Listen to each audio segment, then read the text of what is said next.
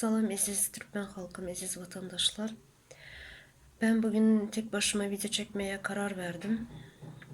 İlk önce size teze yıllarınız kutlu olsun, düşünme yıl olsun, herkes maksat muradına etsin bu yıl. Benim bugünkü konum kardeşlik konusu. Beni bu videoyu çekmemin sebebi beni çoktan düşündüren, kaygıya batıran bir şey vardı. Ve bugün bu videoyu çekmeye karar verdim. Şimdi başımdan geçen bir şey anlatmak istiyorum size. Geçen sene 4 Ekim'de Azerbaycan kardeşlerimiz İstanbul'da protest yaptı. Ve biz Kızıl Elma, Atavatan Kızıl Elma Derneği olarak kardeşlerimize desteğe gittik. Ve orada ben de vardım. Ben de gittim. Sırf bu kardeşlik, o anı kardeşliği tadını almak için gittim. Tadını görmek için gittim yani. O kardeşlik, o duygu bambaşka bir duygu. Yani o duyguyu çıplak dille anlatamam size. O anı yaşaman gerekiyor insan. Orada öyle bir kardeşlik zinciri oldu. Yani kaç milletten insan vardı ve hepimiz bir araya geldik. Yani böyle kardeşlik zinciri oldu.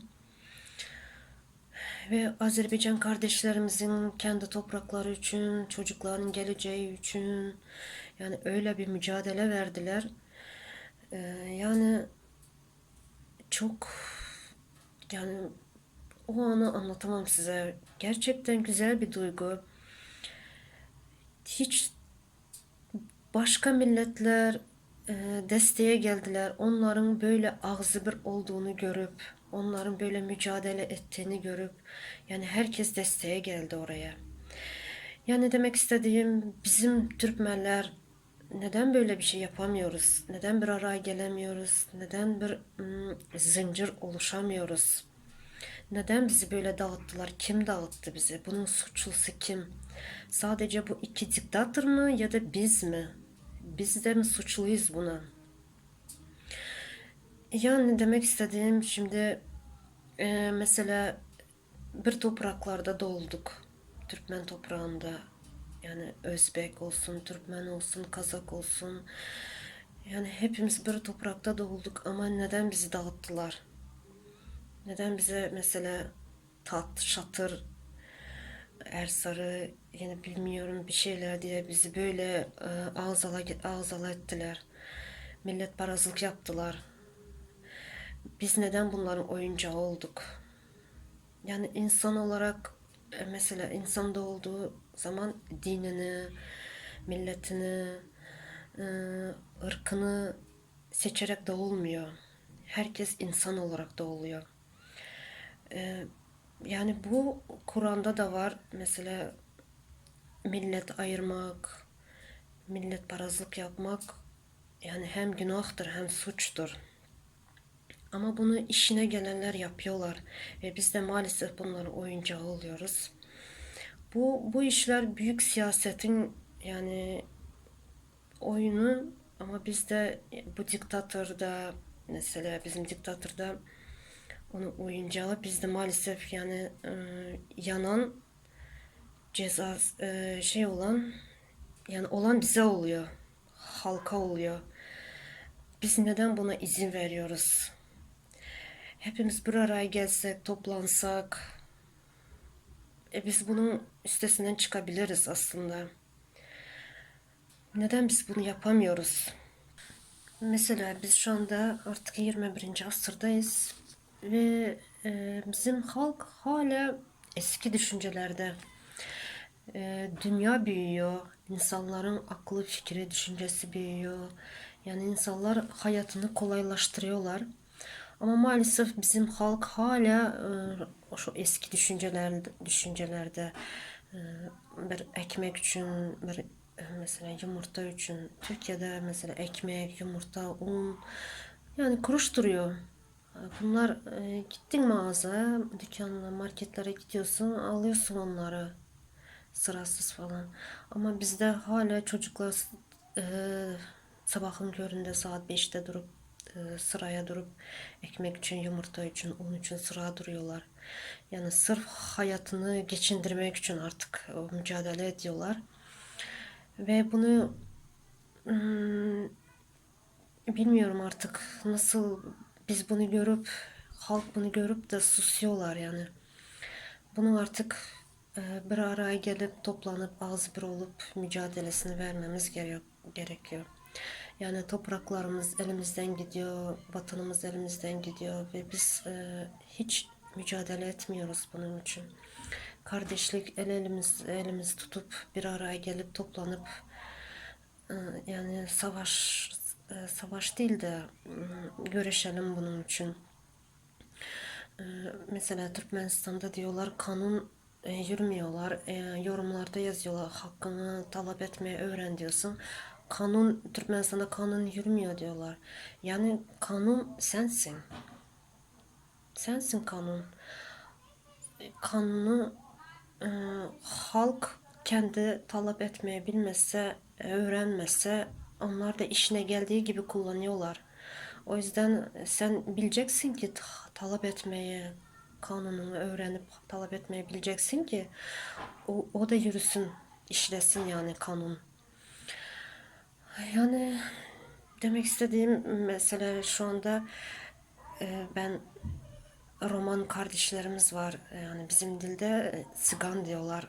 Ya onlardan özür dilerek söylüyorum burada. Onları küçümsemek istemiyorum.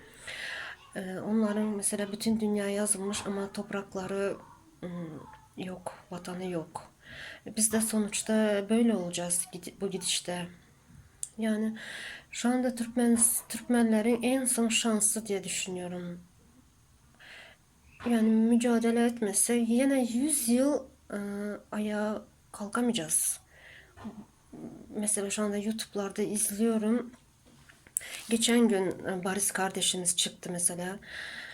Onun çıktığına çok sevindim. Ben kendi adımdan çok sevindim.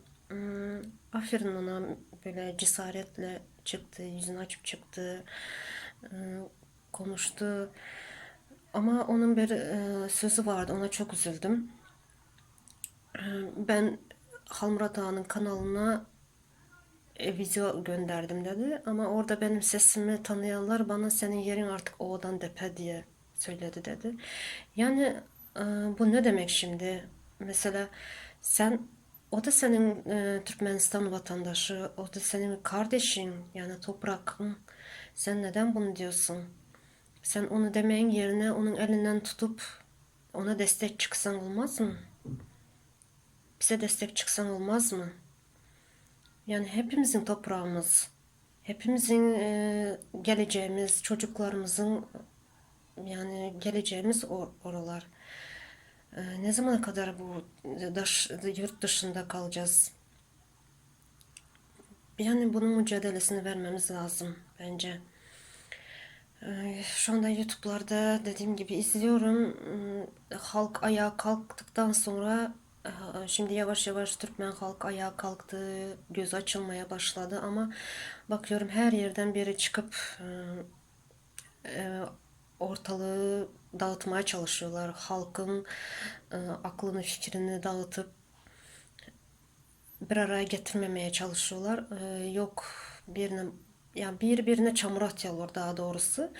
Türkmenistan'ın halkı için, Türkmenler için yaptığı bakıyoruz hiçbir şey yok aslında. Sadece Türklerin dediği gibi dedikodu yapıyorlar, çamur atıyorlar. Yani bize ne onlardan? O eskide kalmış artık. Bunları şimdi biz onun halk olarak bunlara bakarsak yine 100 yıl ayağa kalkamayacağız. Bunlar bilerek bunu yapıyorlar. Bilerek bizim aklımızı, fikrimizi dağıtmak için yapıyorlar. Yani siz halkım bunları dediğine bakmayalım. Şimdi bunların bazılarını söylemek istemiyorum ama benim böyle bana dokunan bir şey var. Dokunan değil de böyle aklımı kurcalayan biri var. Yani sen jurnalist diye çıkıyor. İki var aslında. İki jurnalist. Madem siz jurnalistsiniz, tamam. Biz burada Türkiye mesela Türkmenistan'da tamam onlar o kadar biraz bilmeyebilirler. Ama biz artık yurt dışından yurt dışına gelenler artık neyin ne olduğunu biliyoruz. Halk o kadar da aptal değil. Kusura bakmayın da mesela haberlerde burada izliyoruz, bir kedi bile bir köpek bile ölse onun haberini veriyorlar jurnalist dedikleri haberciler. Türkmenistan'ın tarihinde çok korkunç bir olay yaşandı 27. April'de. Kaç kişi öldü, kaç çocuk öldü, kaç evler yıkıldı, aileler, yuvalar yıkıldı. Şu anda da mesela hastalıktan insanlar bütün dünya hastalığı açıklama yapıyorlar. Ama sırf bizim Türkmenistan açıklama yapmıyorlar bunu. Var aslında, olmasa neden böyle korunuyorlar, maske falan şey yapıyorlar. Var aslında ama açıklama yapmıyorlar. İnsanlar yaşamak için, gün görmek için dediğim gibi sabahın 5'inde çıkıp sıraya duruyorlar ekmek için çoluk çocuk. Açlık, işsizlik, hor yaşıyorlar. Neden sen bunu çıkıp dünya haykırmıyorsun? Madem sen Türkmenistan'ı, Türkmen halkını düşünüyorsun. Yani kusura bakma, insanlar artık bu kadar aptal değil. Aklı, fikri, düşüncesi, kafası çalışan insan kime inanacağını, neyin ne olduğunu biliyorlar artık. Halk olarak biz bunun önüne almamız lazım. Bizim aklımız, fikrimizi dağıtmaması lazım bunlar. Bir araya gelip dediğim gibi biz zincir oluşalım, kardeşlik oluşalım. Ya dedim ya, şimdi bütün dünya kendine kolay hayat mücadelesi veriyor. Kendini hayata hazırlıyor. Kolay hayata. Biz dediğim gibi hala eski şeylerde yaşıyoruz. Mesela şu anda e-devlet, elektron devlet diyorlar. Mesela biz oturduğumuz yerde Türkiye'de fatura işi olsun, bankacılık işimiz olsun, evrak işimiz olsun, oturduğumuz yerde telefonda yapıyoruz bunları. Hiçbir yere gitmiyoruz, dışarıya çıkmıyoruz. Ama bizim halk hala dom правления diyor, pasaport almak için, ne bileyim, her bir kağıt için, evrak için sıraya duruyorlar. Böyle sabahın köründen insanları yanlış evrakları yazıp veriyorlar. Tekrardan gidip evrak hazırlıyorlar. Yani bir sürü zorluk çektiriyorlar halka. Ve bizim halk da bunu göre göre bile bile daha hala susuyorlar. Bunlar da işine geldiği gibi bizi oyuncak gibi oynatıyorlar. O yüzden halkım, yani gözünü aç artık. Aç artık gözünü, ayağa kalk. Kardeşlik zinciri oluşturalım. El ele tutalım, birbirimize destek olalım. Kardeş olalım. Kimsenin oyununa gelmeyelim lütfen halkım. Yani bizden başka kimse yardım edemez. O yüzden birbirimize destek çıkalım. Teşekkür ederim size beni dinlediğiniz için. Sağ olun vatandaşlar.